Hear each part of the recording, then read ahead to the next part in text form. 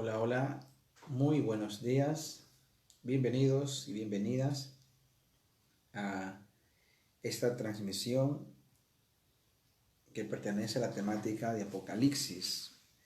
Nos estamos acercando al texto del capítulo 13 de Apocalipsis y hoy es la segunda presentación del tema. Ayer vimos la bestia que sube del mar, hoy nos toca tratar la segunda bestia. Y bueno, bienvenidas, bienvenidos, es un placer enorme tenerlos con nosotros. Sin duda no somos la mejor alternativa, pero quién sabe si seamos una de las pocas que hay a esta hora. Sin embargo, pues está de más manifestarles que esta intención que hacemos con mi esposa, ya por 2 meses, esta semana, si no me equivoco, si alguien me corrige, si estoy robándome días o me están faltando días, dígame si es, yo considero que esta es la segunda, la octava semana que transmitimos. Es la octava semana de transmisión. Y completamos los 2 meses. Así que es un privilegio, un gusto estar con ustedes. No es un programa de televisión, tampoco es un programa radial. No soy ni un radiodifusor, ni un... Aunque he hecho programas de televisión y he hecho televisión, pero pues ahora estoy en la más tranquila comodidad de mi hogar, con las herramientas que tenemos para poder compartir con ustedes el mensaje. Bienvenidos, bienvenidas, buenos días. Es un placer poder recibirlos. Vamos a hacer los pedidos de oraciones y vamos a poder seguir juntos en esta mañana. Al final vamos a orar como es la costumbre, porque estamos unidos en oración. Nuestro objetivo es poder acompañarlos hasta que esta crisis sea superada. Nuestro objetivo no es reemplazar su devoción personal. Nuestro objetivo no es tampoco tratar de complacer todas las preguntas que puedan haber, ni satisfacer todas las demandas de estilos que puedan existir. Nuestro objetivo es compartir la palabra del Señor y acompañarlos en oración. Ese es el objetivo de estas transmisiones. Para la Iglesia de Panamá, para las personas que nos ven en todos lados.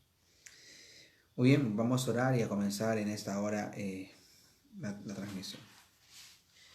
Padre nuestro que estás en los cielos, santificado sea tu nombre, Señor. Abrimos tu palabra una vez más y pedimos que nos bendigas, que nos acompañes.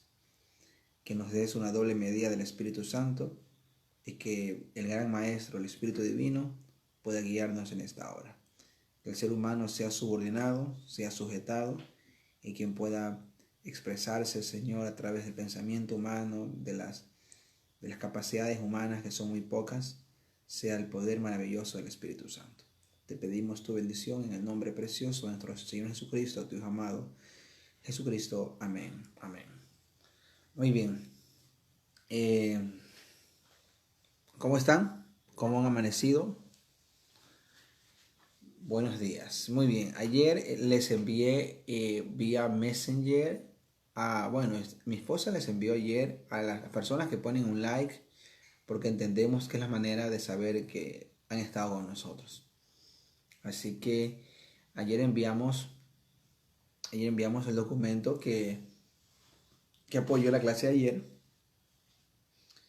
Entonces usted lo puede ver allí en su Messenger. Yo voy a abrirlo aquí a ver si lo encuentro. Ok, aquí está. Es el documento que dice Apocalipsis 13, orden propuesto por razones de estudio. Es por razones de estudio que hago esa clasificación de secciones. Es un tema didáctico. Usted puede usarlo para sus estudios bíblicos personales, lo puede usar para sus devocionales, para enseñar a otras personas, etc. Mire usted puede allí, ahí tiene los colores. ¿Por qué el pastor le pone colores? Aparte que soy daltónico, que me cuesta reconocer más de los colores primarios, lo pongo porque estoy haciendo referencia de las palabras y frases que son amigas, que son familiares entre ellas. En términos teológicos serían quiasmos, estructuras quiasmáticas, pero yo lo pongo en colores para que usted pueda entenderlo, porque si lo pongo con letras se va a hacer más difícil de pronto, pero usted con colores va a ver que el leopardo tiene un color rojo y va a ver que la boca que hablaba blasfemia es color amarillo, pero es un sombreado. Y ahí usted, como usted es muy inteligente, yo no tengo duda que usted va a relacionar perfectamente las frases. Es una manera de hacerle un diseño al texto, simplemente. Buenos días a todos. Ok, ese es el material con respecto a ayer. Mañana enviaré el material. Esta tarde mi esposa enviará el material con respecto a la temática de hoy. Así que lo más importante es que usted tome nota, que no se confíe en lo que le mando, porque yo mando algo muy sucinto, muy sencillo, muy básico, y usted haga sus apuntes que son mucho más completos. Bueno, hemos orado, hemos saludado, hemos hecho una introducción y del material. Ahora quiero hablar algo que se me quedó ayer. Por el tiempo no es amigo de los predicadores. El tiempo es nuestro peor enemigo. Y a veces hay que hacerlo aliado. Yo decía ayer que la herida mortal de la bestia fue un golpe a la estructura católica romana. Decía que cuando Berthier entró ese 15 de febrero, creo que 15 de febrero del año 1798 a la Basílica, creo que es la fecha. Bueno, pero ayer la dije completamente. Muy bien. Cuando él entró en pleno aniversario de su 23º aniversario de papado del Papa Pío VI, un hombre que le dio figura económica, figura institucional al Vaticano, al papado. Bueno, a Roma en ese momento. Entró Berthier y lo llevó preso. Tenía 80 años, murió a los 81 años en cautiverio. Una de las frases que él dijo al final de su cautiverio, eso es historia, ¿no? Dijo que perdonaba a sus captores. Luego de eso, en el siglo XIX, siglo XX, comienza un resurgimiento que se marca a partir del Concilio Vaticano, cuando se establecen algunos dogmas como la infalibilidad del Papa, como el Papa como un vicedios, un vicario, un representante de Dios en la tierra, y tratar de que su hegemonía vuelva a ser universal. Con esto ocurre un incidente en la década de los 80, siglo XX. Por eso que el siglo XIX y el siglo XX son los siglos donde el Papa, pues, el papado, el poder católico romano surge de manera asombrosa.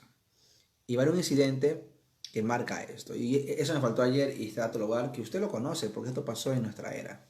Yo tenía 1 año de nacido, imagínense. Me ha tocado buscar la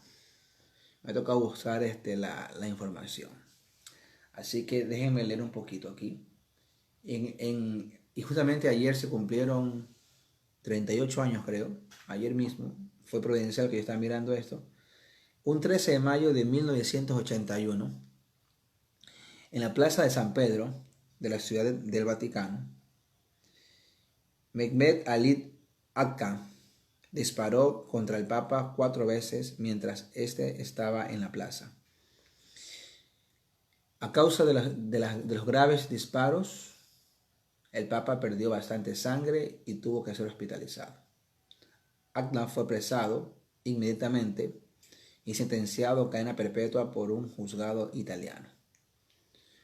Posteriormente, el Papa perdonó a Agca por haber intentado asesinarlo. El presidente italiano, Carlo Agnello Ciampi, otorgó el indulto a Agca a petición del Papa, tras lo cual fue deportado a Turquía en junio del año 2000. Muy bien, déjenme comentar un poco sobre esto. Juan Pablo II fue el Papa, a mi criterio, el Papa más relevante de la generación de papas, por lo menos de los 40, 50 años atrás. Juan Pablo II fue un hombre que tenía el perfil de los papas antiguos, político, visionario, pero tenía una cualidad que los papas anteriores seguramente, excepto Juan XXIII, seguramente tuvo unas cualidades que yo resalto de Juan Pablo II, fue que él en la Polonia de la Segunda Guerra Mundial estudió teología. Así que Juan Pablo II puede ser una referencia del crecimiento y del progreso en plena crisis. Sus biógrafos cuentan de que él estudió teología en plena Polonia invadida por los ejércitos nazis. Y eso es un punto a su favor, eso hay que ser objetivo. Y hoy en día nosotros vemos cómo la educación se paraliza, cómo los sistemas presenciales caen frente a una pandemia que se va a quedar por mucho tiempo. Y cómo los niños son los más afectados en cuanto a la educación. Por eso es importante entender que en crisis la crisis es el mejor lugar, el mejor espacio para que se diseñen nuevos sistemas. Las crisis. Yo quisiera que en esta crisis comenzara un doctorado oficialmente. Yo quisiera muchas cosas en esta crisis comenzar. Porque yo creo que la crisis es el mejor lugar para sacar lo más hábil y audaz de nuestra esencia humana, en el concepto de los valores positivos. Entonces Juan Pablo II fue atentado, 4 tiros o 3 tiros, uno en la mano, uno en el brazo y uno en el estómago.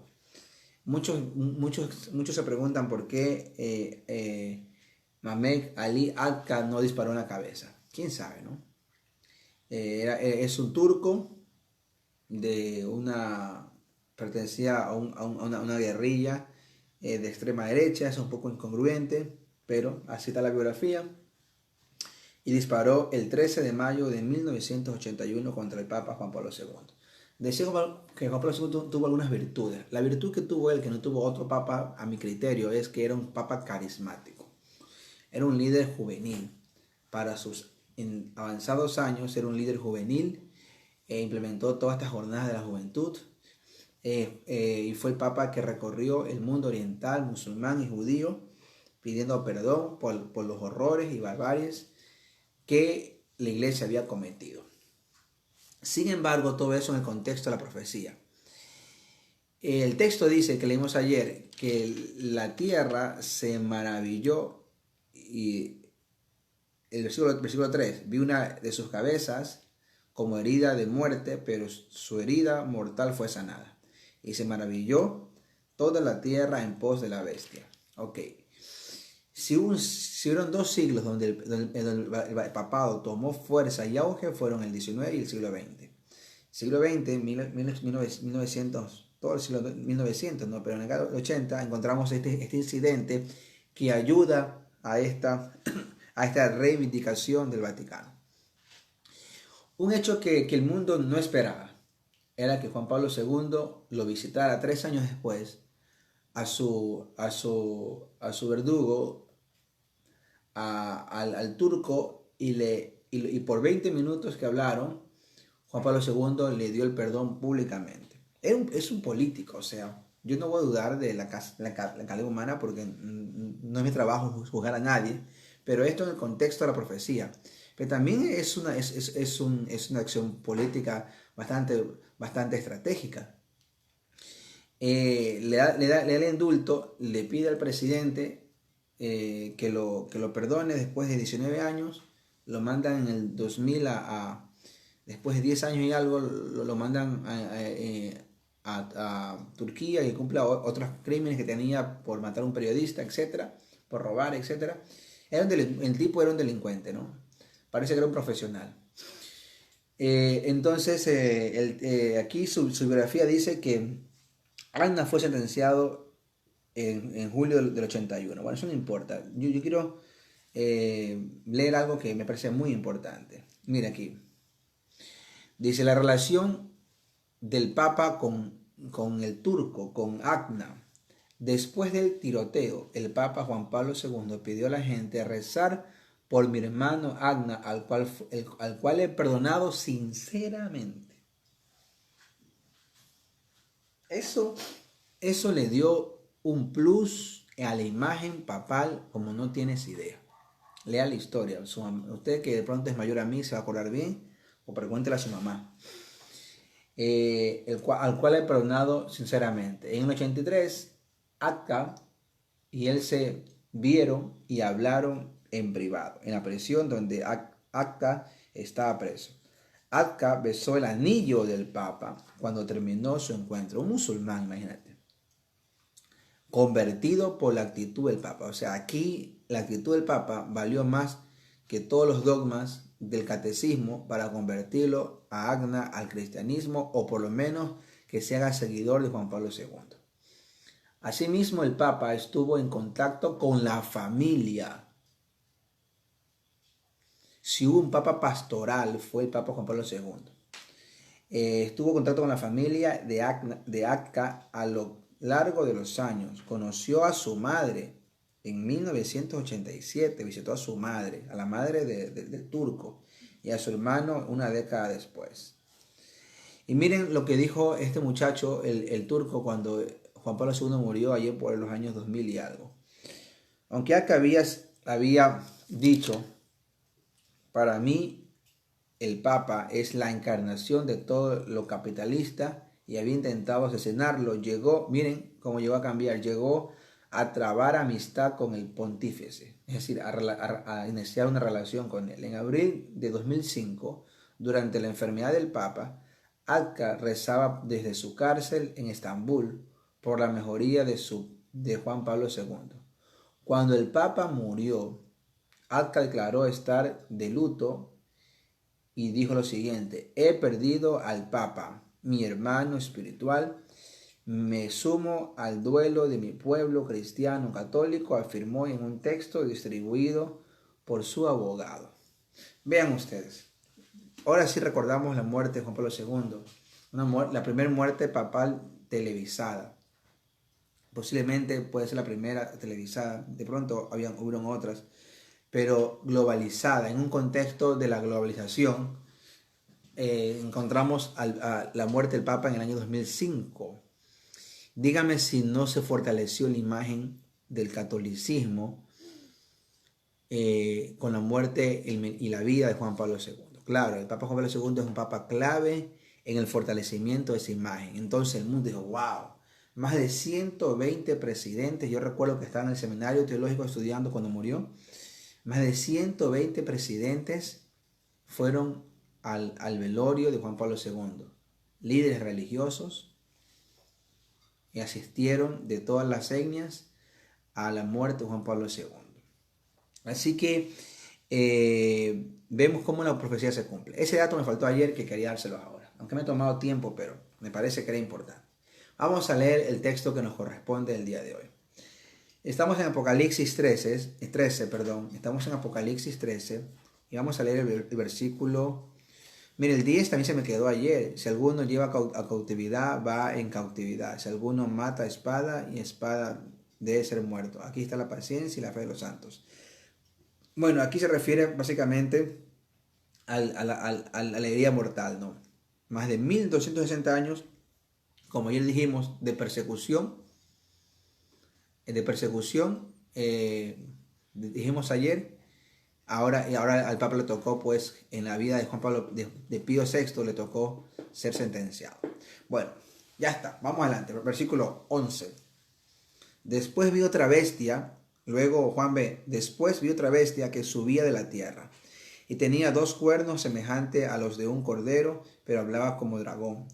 Y ejerce toda la autoridad de la primera bestia en presencia de ella, y hace que la tierra y los moradores de ella adoren a la primera bestia, cuya herida mortal fue sanada. También hace grandes señales, de tal manera que aún hace descender fuego del cielo a la tierra delante de los hombres. Y engaña a los moradores de la tierra con señales que se ha permitido hacer en presencia de la bestia, mandando a los moradores de la tierra que le hagan imagen a la bestia que tiene la herida de espada. Y vivió. Y se le permitió infundir aliento a la imagen de la bestia, para que la imagen hablase e hiciese matar a todo el que no la adorase. Y hacía que todos, pequeños, grandes, ricos, pobres, libres, esclavos, se les pusiese una marca en la mano derecha o en la frente. y que ninguno pudiera comprar ni vender, sino el que tuviese la marca o el nombre de la bestia o el número de su nombre. Aquí hay sabiduría. El que tiene entendimiento cuente el número de la bestia, pues el número es número de hombre y su número es 666. Muy bien, vamos a comenzar a analizar el texto. El texto comienza diciendo, el versículo 11 dice, después vi una bestia que subía de la tierra. Ayer yo dije, los que estuvieron ayer, y voy a repetir un poquito, yo dije que la ubicación, la posición, la locación de Juan es casi perfecta. Es una locación interesante. Por ejemplo, dice que el versículo 13, capítulo 1, 13, versículo 1, dice, me paré sobre la arena del mar. Él está parado sobre la arena del mar, es decir, está parado en la playa. Y frente está el mar, obviamente. Y está mirando al mar, y del mar ve salir en su visión una bestia horrible con cuerpo de leopardo, con pies de osos, que tenía cabeza de león, y etcétera. Y 7 cabezas, 10 diademas, 10 cuernos, etcétera. Horrible, una bestia horrible. Sin embargo, ahora que describe la bestia que sube del mar, ahora obviamente la lógica me dice a mí que él, ahora después vi otra bestia que subía de la tierra. Quiere decir que Juan se da la vuelta, está con frente al mar, después que recibe la visión, se da la vuelta, seguramente horrorizado, se da la vuelta y veo que otra bestia surge de la tierra. Muy bien. Surge de la tierra y la descripción que Juan hace, la descripción, aquí se va a seguir casi todo el orden de los textos porque están en bastante orden histórico para que usted pues lo capte mejor y para mí sea más fácil explicarlo. Después vi otra bestia que subía de la tierra y tenía 2 cuernos semejantes a los de un cordero, que hablaba como dragón. Muy bien, Juan va a describir esta bestia que surge de la tierra, la va a describir con apariencia de cordero. Da la impresión que esta bestia es una bestia domesticable o domesticada. Su apariencia no es tan hostil ni tan apocalíptica como la bestia que sube del mar. No parece leopardo, no es una bestia feroz porque esta bestia de Apocalipsis 13:1 que sube del mar tiene cuerpo de leopardo, tiene boca o fauces de león, pies de osos, 7 cabezas, 10 cuernos, 10 diademas. Wow, esta es una bestia sin maquillaje. Es como se levanta de la cama, tremendo. Pero esta bestia acá es una bestia aparentemente pasible. Se parece a un cordero. Es una bestia que se la puede tocar. Es una bestia que inspira confianza. Es una bestia que posiblemente le recuerde a Juan al Cordero de Dios. Vea conmigo Apocalipsis 14:1. Textos muy relacionados, muy relacionados. Por eso que hay que analizarlos juntos. Por eso que mañana comenzamos con el capítulo 14. Y miren como Juan va a decir el 14:1 de Apocalipsis. Después miré y aquí el Cordero estaba en pie. Quiere decir que después de la visión de la bestia que parece Cordero, Juan ve al Cordero real sobre el monte Sión. ¿Te das cuenta? Que todo tiene que ver, es una temática, aunque no está mucho en orden cronológico, pero es una temática que Juan va recibiendo de parte del Señor Jesús. Ahora, es una bestia bastante amigable. A Juan, yo imagino a Juan, después de estar horrorizado con esa bestia horrible, que se parece a las 4, es una fusión de las 4 bestias de Daniel 7,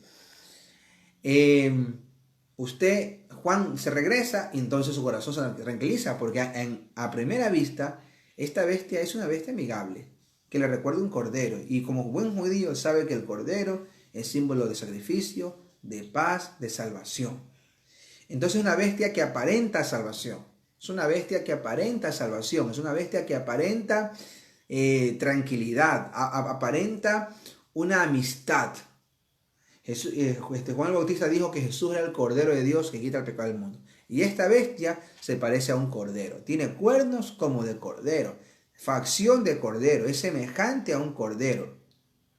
Dice que tenía 2 cuernos semejantes a los de un cordero, pero pronto Juan se va a decepcionar, porque en el momento que la bestia comienza a hablar, ya no habla como cordero. Ya esta bestia no habla como cordero, sino que habla como dragón.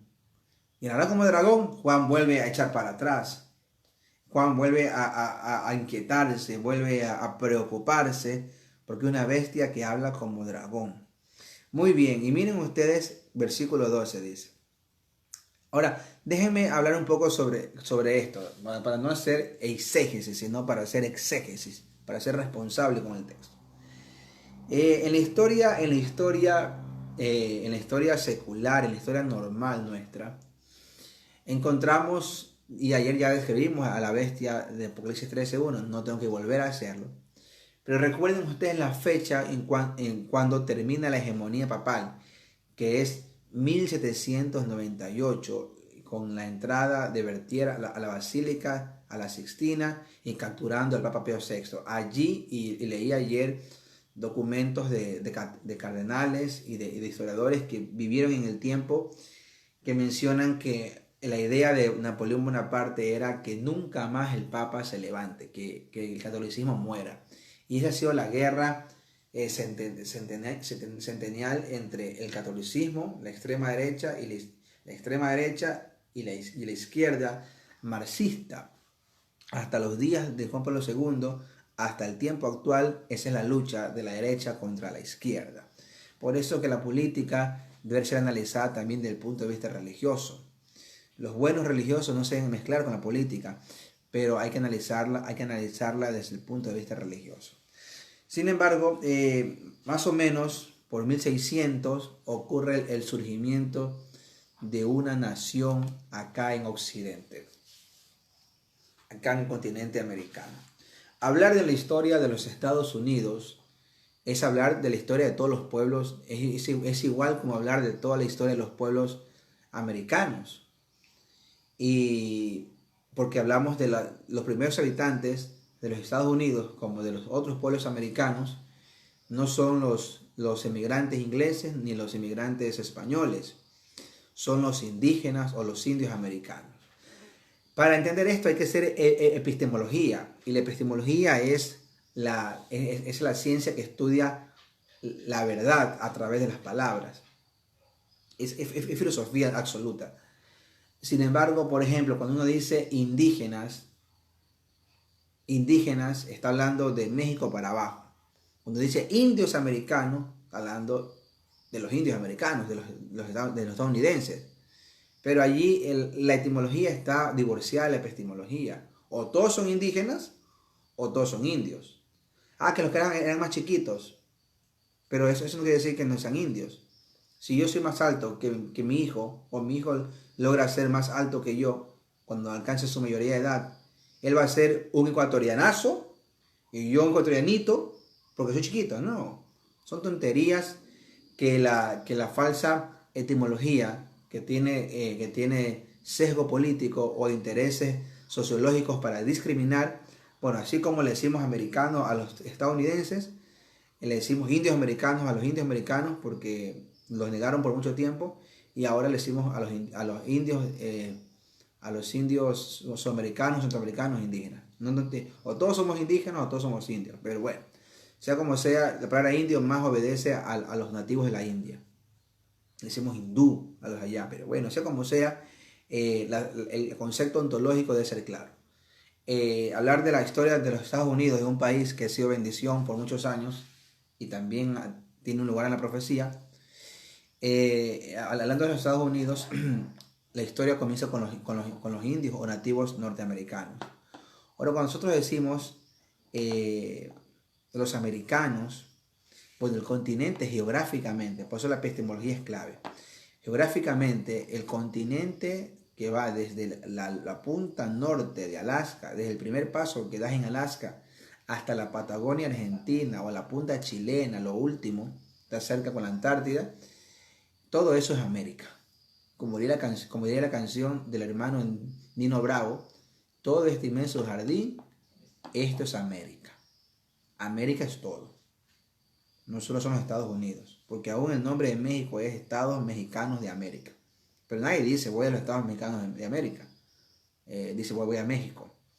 Entonces todo es un tema mediático, un tema de televisión, un tema de... Porque Rocky, mi gran amigo Stallone, yo soy fanático de Rocky, pues es una franquicia totalmente patriótica. No somos América, ustedes son el resto del mundo. Hollywood tiene mucho que ver en eso.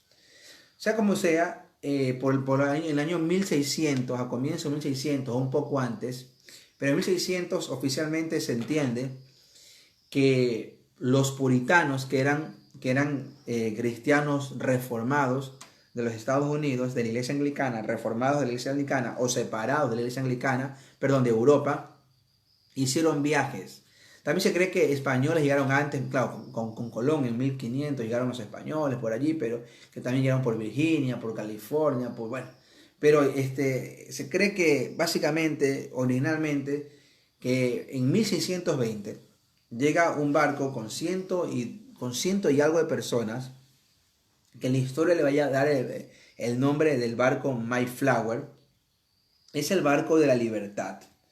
Es el barco de la libertad, el barco que traía más de 100 puritanos que llegaron al puerto de Plymouth, Massachusetts. Llegaron al puerto de Plymouth, Massachusetts, en la Nueva Inglaterra. Nueva Inglaterra es toda esa parte del este de los Estados Unidos, Boston, todo Massachusetts, parte de Nueva York, toda esa parte de allí, esa parte del frío de allá del este, pues corresponde a Nueva Inglaterra. ¿Y por qué le pusieron Nueva Inglaterra? Porque venían de Inglaterra, entonces ellos querían tener una Nueva Inglaterra. Ahora, ¿cuál era la bandera de este barco? No era la bandera de Inglaterra ni del reino inglés. La bandera de este barco no era ni la del Papa ni la del rey. Ellos venían cansados de la persecución papal y de los abusos de los monarcas. Porque el Papa representaba a la Iglesia Católica y el monarca a la Iglesia Anglicana. Así que ellos no querían saber nada del abuso, de la intolerancia, del atropello, de todo lo que tenga que ver con la dignidad humana, aunque no se había todavía estimulado los conceptos de libertad propiamente, pero la libertad en el ser humano está implícita. Jesús dijo, si el Hijo del Hombre os hiciera libre, seréis libres, ¿verdad? Pero ellos vienen y quieren fundar una nueva Inglaterra. Y espiritualmente quieren fundar una nueva Jerusalén, una tierra nueva. Por eso es que se le llama América, el nuevo mundo, la nueva tierra. Y no porque solamente se descubrió después, sino porque era una oportunidad de libertad. No papas, no reyes, pero bueno, así llegó el Mayflower en 1620 al puerto de Massachusetts. 102 personas vinieron exactamente. Tuve la buena oportunidad de estar allá gracias a mis amigos de Lynn, que los quiero muchísimo, mis hermanos de Lynn, de la iglesia de Lynn allá en Massachusetts, que me llevaron a conocer una joya de la historia que hoy yo puedo decirlo y explicarles con más sencillez. Entonces llegaron el 11 de noviembre de 1620 exactamente al puerto de Massachusetts. Entonces el 5 de abril el Mayflower se volvió. Bueno, ahí está la réplica del Mayflower, no sé el barco exacto, pero una réplica exacta del Mayflower. Y de allí comienza la tendencia o la tradición del Thanksgiving. Llegando los puritanos desembarcan con hambre, muriéndose, con enfermedades propias del alta mar, del viaje asesino. Mucha gente murió y los eran tirados al agua. Antes de salir se firmó un compromiso de vida entre ellos, que sea como sea, no importa lo que pasara, iban a llegar hasta el nuevo mundo. Eso fue terrible, fue tenaz, fue un viaje heroico. La historia de los Estados Unidos tiene que ver con este viaje. Así que la historia colonizadora tiene que ver con este viaje. Muy bien. Sigue la historia, dice que embarcaron y llegaron a conocer a los indígenas o indios nativos de los Estados Unidos.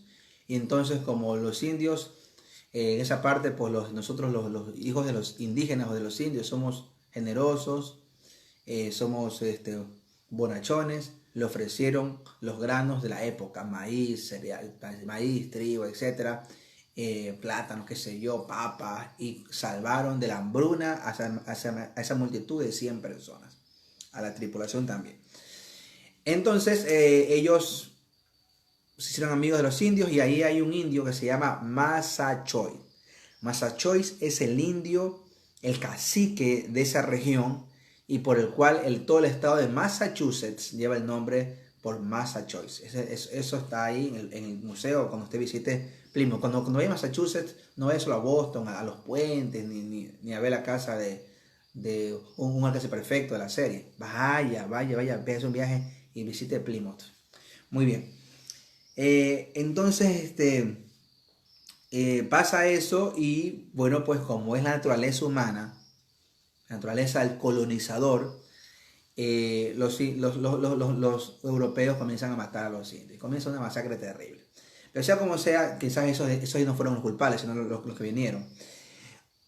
Años más tarde aparece un caballero en 1635, porque él no pudo viajar en el viaje que hicieron los panas estos de los puritanos, sino aparece un caballero llamado, y este nombre apúntelo, usted tiene que apuntarlo, porque usted como adventista del séptimo día, como cristiano que vive en el siglo XXI, usted y yo somos defensores de la libertad, somos defensores de los derechos humanos. No podemos nosotros quedarnos callados cuando vemos que se pisan los derechos humanos. O sea, eso es o es ignorancia absoluta o es apoyo a la inercia. Dos cosas son, no pueden ser diferentes. Entonces la historia dice que aparece un caballero, un puritano también, un reformado, un separado de la iglesia anglicana llamado Roger Williams. Apunte ese nombre, Roger con 2G, no es Roger, es Roger Williams. Y Roger Williams era un teólogo nacido en Londres, discípulo de Edward Coate. ¿Por qué voy a tomar un tiempo de hablar de él? Si me muero, mañana sigo con la parte del tema, pero quiero que usted entienda esto, porque es vital y más aún en esta época donde las libertades han dado pasos hacia atrás. Entonces Roger Williams llega a Plymouth también y la gente que estaba ya antes de él llegó en el 31, llegó 11 años después. A Boston, la gente lo recibió y querían que sea pastor de ellos, pero como él no encontró una iglesia totalmente reformada, no quiso. Entonces Roger Williams, él predicaba que la iglesia que estaba en los Estados Unidos, la iglesia de los Estados Unidos, tenía que ser independiente en filosofía de la iglesia anglicana, porque había sido tan perversa como la iglesia católica, como la iglesia papal, la romana. Entonces Roger Williams predicaba eso y entre sus tesis también decía que el hombre nació libre, que la única manera de convivir entre personas de otras religiones tenía que ser con la libertad. Él hablaba de la libertad de conciencia. Es el primer ciudadano libre, civil de esta época. Después de los franceses que hablaban de una separación de iglesia y Estado en América, hablo de América, los franceses fueron quienes nos heredaron la libertad religiosa, así media abrupta, media en bruto, en oro en bruto, pero es Roger Williams que le da ya más legislación al tema y es el primer ciudadano que llega a Estados Unidos, América, que habla de la libertad religiosa. Eso no pasa en Hispanoamérica, porque los españoles reventaron a los indios. Igual también ellos lo reventaron allá, pero acá nadie hablaba de libertad, aquí hablaba más de colonización. Bueno, Simón Bolívar podría ser, ¿no? Aunque últimamente también lo tienen bien observado a Simón Bolívar. Pero sea como sea, Roger Williams en 1631 comienza a decir que la libertad de conciencia es vital para una armonía entre religiones. Que es vital, comienza a decir. Sea como sea, Roger Williams es perseguido por los puritanos. Ahora, a este tema de hoy, usted bájese en internet el libro del doctor Marvin Moore. Es un teólogo adventista que hace un trabajo bastante objetivo, nada sesgado. Para mí es el mejor libro que está traducido al español, que habla sobre, es un libro que solo analiza Apocalipsis 13. Debe ser su tesis, que la pasaron a un libro, se llama Podría ocurrir. así son unas versiones. Podría ocurrir o podría suceder, de Marvin Moore, del doctor Marvin Moore. ¿Ok? Entonces, Robert Williams fue perseguido por los puritanos.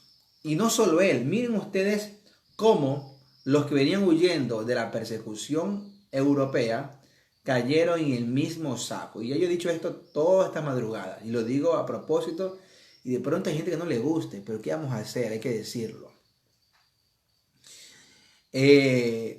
Nosotros cuando somos observadores, críticos feroces, porque hay sociedades que son críticas feroces, que la crítica es feroz, que no es autocrítica, ni el que critica de someterse en la crítica. Cuando yo hago crítica, hago autocrítica, me incluyo en la crítica. Estoy estudiando algunos documentos sobre sociología y estoy aprendiendo sobre el orden civil, el orden social.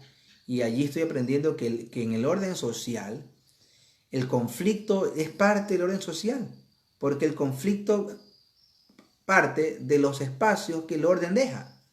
Y el orden no lo puede ver como antagónico, debe incluirlo para mejorar los sistemas. Todos los conflictos que ocurren en familia, en la sociedad, en los sistemas, deben ser incluidos, deben ser dialogados para potencializar el sistema. Pero hay gente que no le gusta que la crítica y otros que la hacen ferozmente. Pero sea como sea, miren ustedes cuando uno hace crítica y no se incluye en la crítica, y esa crítica es una crítica feroz, que mata, que hiere, caemos en lo mismo que criticamos, nos convertimos en intolerantes. Y eso está con nosotros. No, es que yo soy ecuatoriano, yo soy peruano, yo soy mexicano, nosotros somos, yo vengo de abajo, eso no tiene nada que ver. La intolerancia está en nosotros, es un gen, es como el virus que está allí, que hay que activarlo. Es un gen espiritual, social, que está en nosotros, ser intolerantes a lo que es diferente. Y miren cómo los puritanos que sufrieron en manos de los ingleses y de los romanos, del catolicismo, miren cómo obraron ellos con sus hermanos bautistas. Miren esto. Miren cómo en el tiempo de Roger Williams ya Estados Unidos era una tierra también de intolerancia. Por eso es que ese libro, Podría ocurrir, de Marvin Moore, es fantástico. Léalo, ahí está explicado sociológicamente el por qué él cree que el mundo va a ser intolerante. Marvin Moore no lo explica a partir de la religión, lo explica a partir del texto bíblico, pero no del sesgo religioso, como nosotros, la ley dominical, eso es sesgo religioso. Él lo explica a partir del texto bíblico y a partir del contexto sociopolítico de los Estados Unidos y da razones fundamentales por las cuales él cree que la intolerancia religiosa será la punta del iceberg. Miren ustedes lo que ocurre allá en 1600. Allá por 1600, en el tiempo que llegaron estos compadres que hemos hablado, Moore relata algunos incidentes referentes al día de reposo, domingo, que la sociedad puritana sancionaba como agravio a la fe desde el buró civil. Vean ustedes, ellos venían huyendo de la unión Estado-Iglesia y acá ellos hicieron un pequeño buró civil religioso. Jesús dijo, no mires la paja del ojo de tu hermano, mira el tronco que hay en tu ojo. Yo tengo que ver mi tronco para ver tu paja, mi hermano mío. Yo no juzgo a nadie, a mí no te juzgar a nadie, ni meterme en la vida de las personas. Soy un pastor muy ajeno a eso, al chisme. No me gusta. Nunca, mi madre me enseñó. Mi madre me enseñó a que si no tengo nada bueno que decir, no digas nada. Y si lo que vas a decir no cambia la situación, quédate callado. Ahora, pero si lo que vas a decir cambia, ve con todo, ve adelante. Mi madre me enseñó a ser valiente. Ahora, ellos desde el Buró Civil, que era lo que venían dejando atrás en Europa, dicen así, miren ustedes, el viajero Burnaby, fue azotado por besar a su esposa en el día de reposo, domingo. Claro está que ellos están hablando del domingo aquí. Fue azotado por besar a su esposa en el día de reposo. Se parecían a los fariseos. Un soldado fue multado con 5 chelines por mojar un retazo de un sombrero viejo para colocarlo en su zapato y así proteger su pie. Miren la intolerancia. la intolerancia, la ridiculez. El intolerante es ridículo. El intolerante desconoce, no es amigo del conocimiento, no sabe nada. Elizabeth Eddy de Plymouth fue multada con 10 chelines por exprimir y colgar ropa. Fariseísmo al más alto nivel, pero de la óptica del día de reposo el domingo. Otro hombre de Plymouth fue llevado a corte por conducir una yunta de bueyes sin necesidad en el día de reposo domingo. En 1670, John Lewis y Sarah Chapman fueron acusados y juzgados por sentarse juntos en el día del Señor bajo un árbol de manzanas. Es decir, un domingo se sentaron bajo un árbol de manzanas y fueron juzgados. O sea, los puritanos entendían que el domingo era el día de reposo, no sabían que era el sábado. Ya van a ser los bautistas del séptimo día que traen esa ola a Norteamérica. Bueno, entonces en ese contexto Roger Williams es perseguido. Y en el 35 Roger Williams tiene que huir por sus ideas heréticas, entre comillas. Los puritanos que fueron acusados de herejes por Roma en Europa, ahora ellos acusan a estas personas y a Roger Williams, entre otros, los acusan de herejes y tiene que huir. Y nuevamente los educados, los civilizados son mantenidos por los indígenas. Hermanos, nuestros hermanos indígenas son la cosa más linda que puede haber en nuestras etnias. Son los que dan de comer a la tierra, a nuestros hermanos campesinos, a las ciudades. Desprestigiarlos, menospreciarlos es un acto de ignorancia. En la década de los 80 los países comenzaron a reivindicarse, dándole sus tierras nuevamente a los indígenas y a sus descendientes. Sea como sea, Roger Williams se huye y va al área que hoy sería Rhode Island o Providence, allá en Massachusetts, Providence. Y allí 14 días estuvo solo, pasando frío y hambre. Miren lo que él dice, miren lo que él en sus memorias relata en cuanto a su experiencia. Dice: temeroso de una posible deportación, huyó a zonas montañosas en pleno invierno. Convivió con indios amigos, fue sustentado por los primitivos de igual manera que sus antecesores. Y luego escribiría: viví en el más completo destierro durante 14 semanas, en medio de un crudo invierno, sin saber que era un pedazo de pan o una cama. En ese mismo año, Roger Williams adquiere unas tierras que les regalan o les venden, les donan los indígenas, y él forma una nueva comunidad, lo que hoy es Rhode Island, lo que hoy es Providence, y es el primer terruño, es el primer espacio geográfico en toda la América, en todos los Estados Unidos, que se proclama la libertad de conciencia. Esto es histórico, usted tiene que saberlo, hermano adventista. No solo, yo guardo el sábado, está bien, somos guardadores del sábado, pero sepa por qué guarda el sábado, sepa por qué tiene libertad o tenía libertad para ir a la iglesia, y por qué tendremos libertad cuando la cuarentena se levante. ¿Por qué todo este siglo ha sido un siglo de libertad? ¿Por qué nuestro siglo y medio ha sido un siglo de libertad religiosa? Y como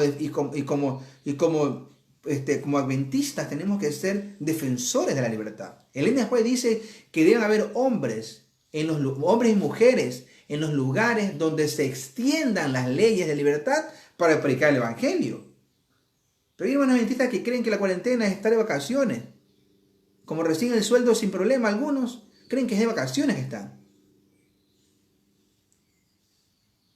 Ahora, esto es muy importante, porque en ese terruño llamado Rhode Island o Providence, y le pone Providence por la providencia que lo guió. Entonces él declara en una declaración que él hace, que él autodeclara y dice que en esta libertad, en esta tierra de libertad, en este terruño que él compró, que era de él,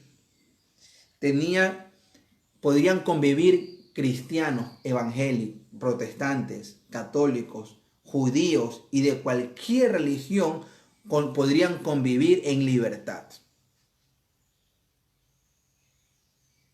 Esto es muy importante.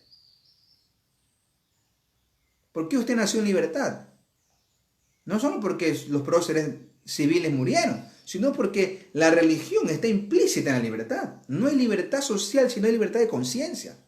No existe libertad social si no hay libertad religiosa. Hoy la cuarentena ha salvado a millones, pero ojalá que después de la cuarentena las libertades se recuperen al 100%. Son 70 años de lucha de los derechos humanos por las libertades que un virus lo mandó abajo. Y claro que se entiende que la cuarentena es correcto para salvar las vidas de millones. Pero ojalá que el ser humano posmoderno vuelva a devolverle a la comunidad mundial la libertad que teníamos antes, o mejorarla.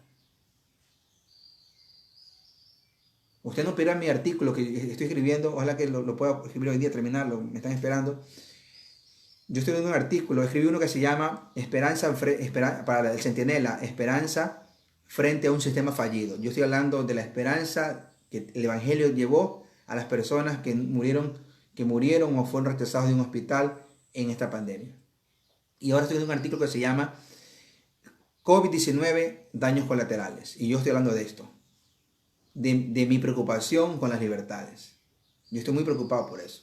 Sin embargo, esto ocurre en el tiempo de Roger Williams y se funda, y Roger Williams es el primer. Esto es cultura general. Los Estados Unidos, las religiones reverencian el trabajo de este compadre llamado Roger Williams. Entonces, díganme si no es una nación que parece cordero. Parece cordero, pero de inmediato habla como dragón.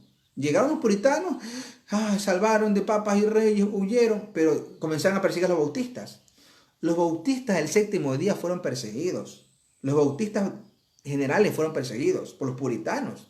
Eran intransigentes, intolerantes. La religión tiene ese problema, que cuando hay fanatismo, cuando hay sesgo, hay intolerancia. Y cuidado, hermanos. Y ahora con redes sociales es muy fácil opinar, dar una opinión mediática. Es muy sencillo condenar a una persona por redes sociales. Ten mucho cuidado con eso. El tema de la religión, de la libertad de conciencia, es una línea delgada que con una declaración usted se pone de este lado o de acá. Hay que tener mucho cuidado. Bueno, entonces aquí el versículo 11 dice que es una bestia, un poder que parece cordero. Un falso. Dígame, Jesús dijo en Mateo 6, cuidado, porque en el rebaño vienen falsos profetas que son lobos vestidos de ovejas. Este es un falso profeta. Esta bestia representa un falso profeta que parece libertad, pero es intolerancia. Es una intolerancia camuflada de libertad. Es una intolerancia que se camufla, es un lobo vestido de oveja. Este poder es un falso profeta. Es un poder que nace de una supuesta libertad, pero esconde una intolerancia medieval ancestral. Por eso que parece cordero, pero habla como dragón.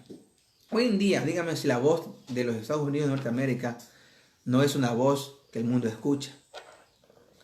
Cualquier guerra donde intervengan los Estados Unidos es una guerra que se sabe cuál es el fin. Sea como sea, el texto dice que una de las acciones de esta bestia, ya se me fue el tiempo, increíble, ¿no? Una de las acciones de esta bestia es que ejerce la autoridad de la primera bestia en presencia de ella. Es decir, que esta bestia segunda, la bestia que parece cordero, pero habla como dragón, que representa a los Estados Unidos de Norteamérica, es una bestia que ejerce la autoridad de la primera bestia. O sea, que la primera bestia le da autoridad. Ahora, usted recuerde quién le dio el trono a la primera bestia. Recuerde usted quién le dio el trono a la primera bestia. ¿Quién le dio el trono? El dragón. La cátedra, la sede, se la dio el dragón. De la Roma imperial, la sede de Roma pasa a la Roma papal. Y no solo la sede física, sino todas las filosofías. Y toda la intransigencia es heredada. El concepto de persecución. Ahora, el texto dice que esta segunda bestia, esta bestia que sube del mar, de la tierra, perdón. Ahora, el texto cuando dice de la tierra, miren ustedes, me han puesto un esfero ahora fosforescente. Miren. En producción me cambian los esferos. Cuando se dice que la bestia surge de la tierra, el concepto del texto en griego es que esta bestia es plantada y va creciendo. Va creciendo. Dígame, ¿quién le tiene miedo a una plantita, a un arbolito? ¿No? Nadie le tiene miedo, ¿no? Entonces, ese concepto de esta bestia que surge de la tierra como amigable, como esperanzador, un árbol donde podemos sentarnos libremente a adorar. No, no, esta bestia parece de cordero, pero realmente es un dragón. Es un dragón escondido en un cordero. Por eso que la autoridad la ejerce esta bestia segunda de la primera, y la primera recibe autoridad del dragón. Es decir, que estas dos bestias trabajan ¿para quién? Trabajan para el dragón. Ahora, así como la primera bestia representa a un poder religioso, que es el catolicismo, esta segunda bestia también representa a un poder religioso. Vean ustedes conmigo. Ejerce toda autoridad de la primera bestia en presencia de ella y hace que la tierra y los moradores, este texto de ir al final, pero igual lo voy a leer. Los moradores de ella adoren a la bestia cuya herida mortal fue. O sea, hablo de este texto por asuntos didácticos, por favor. Ahora, vamos a ver la otra escena, el 13, que vamos después a dejar el 12 para el final. También hace grande, aquí me importa. El 12 me recuerdan para analizarlo al final, por favor. También hace grandes señales de tal manera que aún hace descender fuego al cielo en delante de los hombres. Y engaña a los moradores de la tierra con las señales que se le ha permitido hacer en presencia de la bestia, de la primera bestia, mandando a los hombres. Bueno, vamos hasta aquí. También hace grandes señales de tal manera que hace descender fuego del cielo. Así como Roma, la Roma cristiana, fue una declinación de la Roma pagana y se convirtió en la Roma católica, esta bestia, este poder que nace en la tierra, que representa a los Estados Unidos, yo pregunto, ¿cuál fue la religión o cuál fue el movimiento cristiano que representaban los puritanos? Los puritanos representaban a esa línea protestante, aunque todavía están con el concepto general, pero ellos representaban a ese protestantismo que venía huyendo de Europa. Quiere decir que Estados Unidos nace como una plantita protestante. Así como Roma en Oriente representa, allá en Europa representa a la iglesia papal católica, acá nace una plantita protestante que parecería que iba a liberar a los santos, a dar de paz, pero de una habló como dragón. ¿Me entiende? Usted. Quiere decir que el poder que este nuevo orden o esta bestia representa es un poder protestante. Ahora, hermano mío, mire que no he hecho hashtag, no he dicho amén, me siento preso, pero el texto me tiene preso. No puedo salirme porque el tiempo es valioso. Pero, hermano mío, que me estás escuchando, algún miembro de otra iglesia querida, eres evangélico, muy lindo, muy respetado, eres católico, hermano mío, yo te amo en Jesús. Tengo familia evangélica muy amada, amigos evangélicos, colegas, amigos míos evangélicos. Vine del mundo católico, tengo familia católica, tengo amigos sacerdotes. Admiro a mucha gente del mundo católico, pero déjame decirte, hermano mío, que tienes que tomar una decisión. No puedes quedarte como estás. Tienes que escuchar la voz de Dios, la voz de Jesús. ¿Cuántos quieren escuchar la voz de Dios, de Jesús? ¿Cuántos dicen amén? Vamos, ¿quién me pone el primer amén? ¿Cuántos dicen amén? Imagínense, estamos mal, 6 de la mañana y yo estoy pidiendo el primer amén. ¿Cuántos dicen amén? Vamos a poner un hashtag, un numeral, pongamos, yo quiero seguir la voz de Dios. Yo quiero obedecer la voz de Dios. Vamos, yo quiero obedecer la voz de Dios. ¿Cuántos dicen amén? Muy bien, vamos a tomar agua porque se me acaba la garganta. Hermanos, entonces, este poder, Estados Unidos es un país protestante. Es un país protestante, donde el catolicismo agarró mucha fuerza, obviamente. Dice el texto que hace que la tierra y los moradores adoren a la primera bestia, cuya herida mortal fue sanada. Entonces está hablando de la bestia de arriba, catolicismo. También hace grandes señales, de tal manera que hace descender fuego del cielo. Aquí hay bastantes interpretaciones que se pueden dar. Yo voy a dar unas 2 por lo menos, o una. Así como el protestantismo está representado en este poder es protestante y nace de una línea bastante diferente, puede ser de un falso evangelio carismático, también puede ser de las promociones que hace el país de los Estados Unidos, que engaña a los morados de la tierra, hace señales. Mira tú, todas las películas de Hollywood tienen que ver con la violencia, tienen que ver con... rara vez ves una línea, hay buenas películas cristianas, pero rara vez, casi todas están sazonadas con el catolicismo, etc. Pero sea como sea, este es un poder protestante que hace señales, que simula descender fuego del cielo. Ahora, recuerda la experiencia de Elías. Cuando Elías está frente a los profetas de Baal, ya termino, hermano, aguántese un poquito, me faltan 5 minutos, ya termino, no se vaya, pero queda aquí para mañana seguir. Cuando Elías enfrenta a los profetas de Baal, Elías hace descender fuego del cielo. Dice, Elías se le burla, bueno, maten su vaquita, ustedes primero, mátenla. Entonces ellos oraron a Baal que descienda fuego del cielo, porque el Dios que hacía descender fuego del cielo, ese era el Dios. Entonces Elías se les burló, agarró el teléfono, comenzó a chatear con su suegra, que sí, que aquí, ay, tu Dios está dormido, debe ser que está ocupado. Elías se les burlaba. Y cuando Elías le tocó matar su sacrificio, les pidió que le echen agua, 3, 4 tinajas de agua. Y entonces dice, bueno, y oró y descendió fuego del cielo. O sea, fue el fuego santo que descendió. El fuego santo que descendió y consumió el sacrificio. Ahora, este falso protestantismo hace descender fuego falso. Simula una llegada del Espíritu Santo posiblemente. Hace descender fuego falso. Cuidado, hermano mío. No todo el que me dice Señor, Señor, Señor, entrará en el reino de los cielos. Aquí voy a cerrar. Mañana vamos a seguir con la parte que se nos quedó. Esto es muy largo, pero hago mi mejor esfuerzo para darlo vía online, donde no recibo preguntas, imagínense, donde no hay feedback de ustedes, pero hago mi mejor esfuerzo con mi esposa.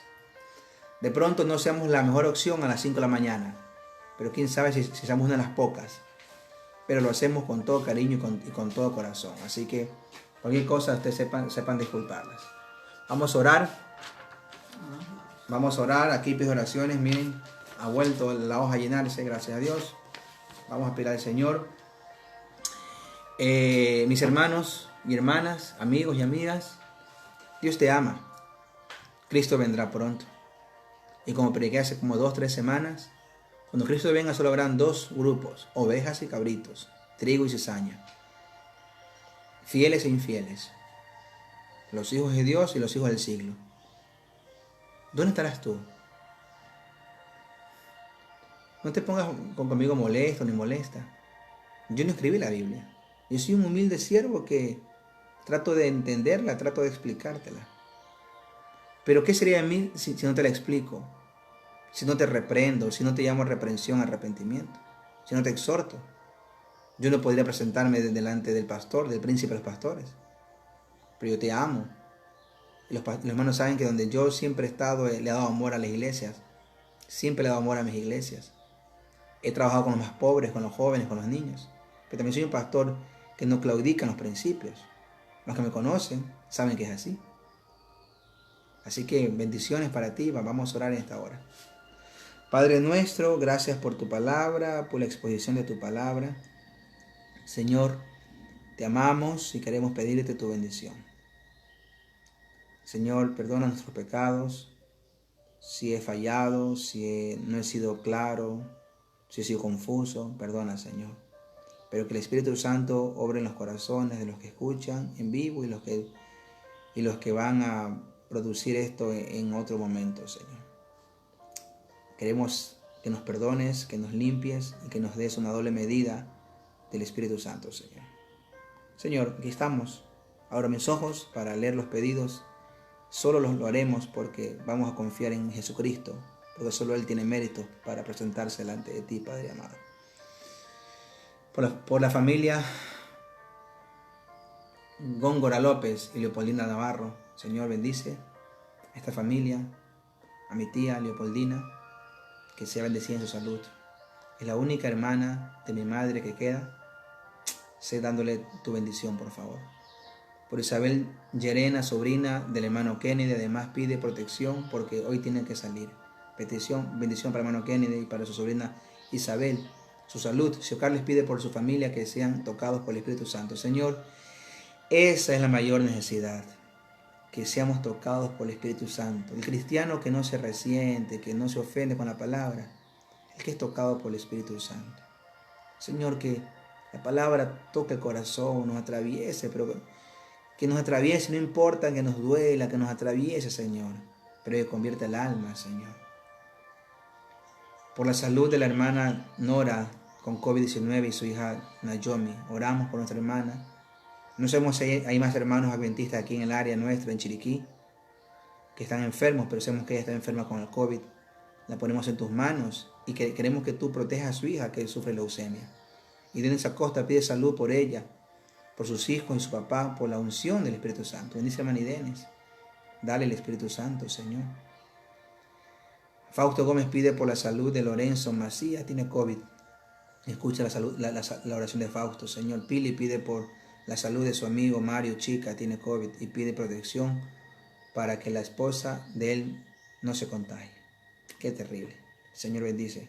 David Bedoya pide protección por él, su esposa, su hija, por familiares, Ecuador, Chile, también por su cuñado y su esposa están en Estados Unidos. También por 19 hermanos de la Iglesia Central de Santiago tienen COVID. Qué triste noticia. 19 hermanos de la Central de Santiago, Señor, con COVID. Padre, escucha la oración de tus hijos, Señor.